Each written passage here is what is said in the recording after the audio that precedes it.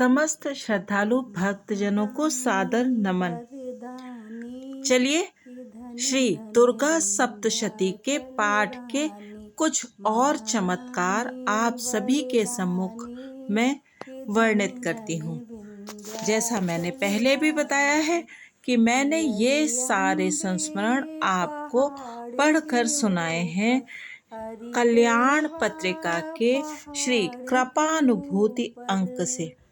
जी हाँ, और आप सभी का बहुत बहुत धन्यवाद।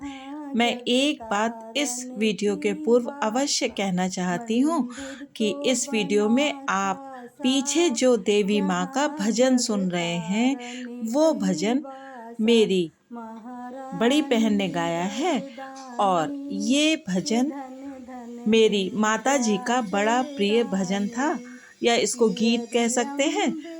वो बहुत ज़्यादा गाना आदि नहीं जानती थी, लेकिन इसी एक गीत को जब कभी उन्हें गाने को कहा जाता था तो वो गाती थी।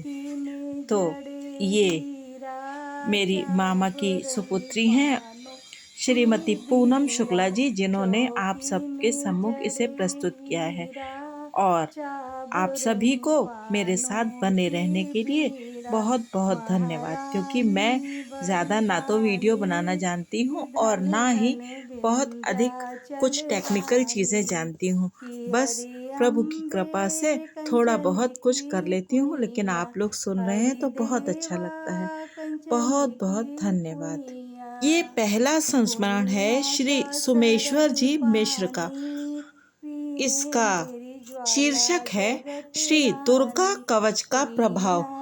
आज के भौतिकतावादी युग में भी यदि पूर्ण आस्था के साथ अनन्य शरण हो जग जननी माँ दुर्गा की आराधना की जाए तो वह निष्फल नहीं होती। इस तरह की एक प्रत्यक्ष घटना देखने को मिली है जो निम्न प्रकार से है। बात सन 1968 ईस्वी की है। एक सज्जन घर से दूर अपनी नौकरी पर थे। वहीं उन्हें सूचना मिली कि उनके किसी शत्रु ने उनके परिवार वालों को चोरी के झूठे अभियोग में फंसा दिया है तथा वे लोग शीघ्र ही कारागार में बंद होने वाले हैं। यह सुनते ही उनके होश उड़ गए। कहीं से सहायता की आशा न होने पर उन्हें श्री दुर्गा कवच का वाक्य कवचे न व्रतो नित्यम यत्र यत्रैव गच्छति तत्र तत्रार्थ लाभश्च विजय सर्व कामिका स्मरण हो आया। वे अनन्य भाव से पूर्व स्मृति के अनुसार कवच का पाठ करने लगे। देवी कवच का सतत पाठ करते हुए वे ट्रेन से अपने घर जा पहुंचे और वहां से बिना किसी विशेष नियम के पाठ करते हुए थाने पर गए। विधि वेताओं और पैरवीकारों के अनुसार बिना हाजिर हुए और बिना एसडीओ की अनुमति के जमानत होना असंभव था, किंतु माँ की कृपा से कवच के प्रभाव से जमानत भी हो गई और मुकदमे से भी बेदाग छूट गए। तब से वे सज्जन प्रतिदिन केवल विनियोग पूर्वक श्री दुर्गा कवच का पाठ करते हैं और सानंद जीवन यापन करते हुए अपने हर कार्य में सफलता प्राप्त करते हैं। उनका अनुभव है कि यदि अनन्य भाव से कवच का पाठ मात्र ही निरंतर किया जाए तो यह पाठ मनोवांछित फल देता है। जय हो माँ। ये दूसरा संस्मरण है श्री राधा वल्लभ जी शर्मा का। इस संस्मरण का शीर्षक है रात्रि सूक्त का चमत्कार। मेरे घर में स्टील का बड़े मुंह का लोटा था जो दूध रखने के काम में आता था। एक दिन वह खाली रखा था, तभी दूध के लालच में एक बिल्ली ने अपना मुंह उसमें डाल दिया और वह लोटे के मुंह में जा अटका। पूरे चौके में इधर उधर घूमकर लोटे को गिराकर बिल्ली अपना मुंह बाहर निकालने का असफल प्रयत्न करती रही। हम लोग उसको बचाने का उपाय सोचने लगे। मेरी पत्नी ने लोटा पकड़कर खींचने का प्रयत्न किया तो बिल्ली ने अपने पंजों से उसके हाथों पर प्रहार किया। मैंने सोचा कि इसको जोर से खींचा गया तो कदाचित इसका मुंह लोटे से टूट सकता है। इस अनिष्ट की आशंका से मैं भयभीत भी हो गया। इधर बिल्ली का दम घुटने लगा और वह हताश होकर गिर गई। मैंने सोचा कि घर का मुख्य दरवाजा खोल दें, परंतु मेरी पत्नी ने मना किया और कहा इसका मुंह अंदर होने से दिखाई नहीं देता है और अधिक प्रयत्न के कारण यह बिल्कुल थक गई है। कदाचित बाहर निकलते ही इसको कुत्ते मार दें। मैंने उसकी नेक सलाह को मन ही मन स्वीकार किया और चुप रहा। अब ऐसा लगा कि बिल्ली बिल्कुल कुछ क्षण के लिए ही शेष है। हमने निरुपाय होकर मोहल्ले में आवाज दी। एक सज्जन घर आए। उन्होंने कहा कि अब तो यह कुछ मिनटों में मर जाएगी। अब हम लोगों की ही मानसिक हालत खराब होने लगी। मैंने द्रवीभूत होकर पराम्बा की रात्रि सूक्त से प्रार्थना की तो तत्काल वह बिल्ली उठकर नीचे चौके में जो पानी के मटके पड़े थे उनके पास गई और उनके बीच में फंसकर न जाने कैसे स्वयं लोटे में से मुंह निकालकर भाग गई। मानो साक्षात पराम्बा ने ही अपने समीप बुलाकर उस बिल्ली का संकट हरण करके उसे जीवन दान दिया हो। हमने इस अद्भुत घटना को देखकर भगवती को करबद्ध होकर विनीत भाव से नमस्कार किया और उन जगन माता की करुणा का अभिनंदन करने लगे। पंडित श्री राधा वल्लभ जी शर्मा। जय हो मां। ये संस्मरण है श्री संध्या प्रकाश जी वशिष्ठ जी का।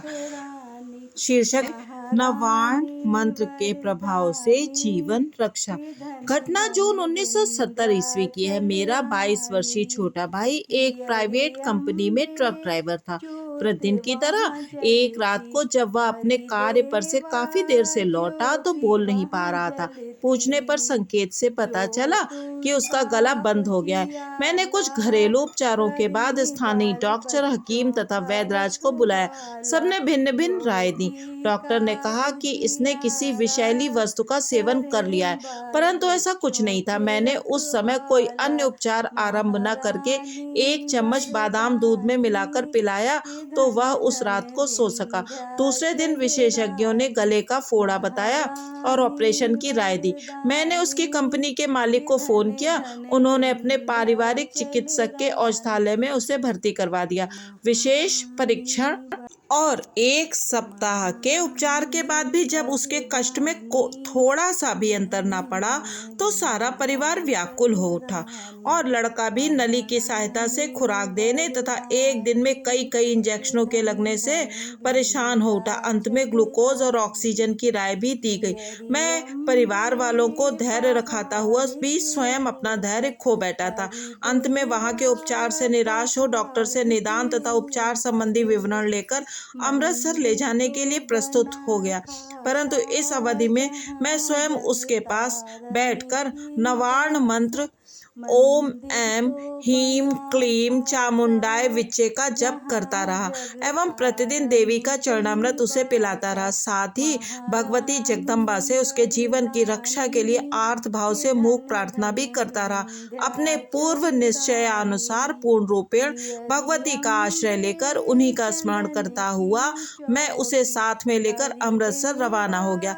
हम लोग अभी जालंधर तक ही पहुंचे थे कि मेरे भाई ने संतरों की दुकान देखकर प्यास लगने का संकेत किया। मेरा मानसिक जब तो चल ही रहा था। माँ का भरोसा रखकर 2 गिलास संतरे का रस निकलवाया और रास्ते में उसे थोड़ा थोड़ा करके पिला दिया। अमृतसर जाकर जब विशेषज्ञों से उसकी जांच करवाई तो उन्होंने पूर्ण स्वस्थ होने का निर्णय सुनाया।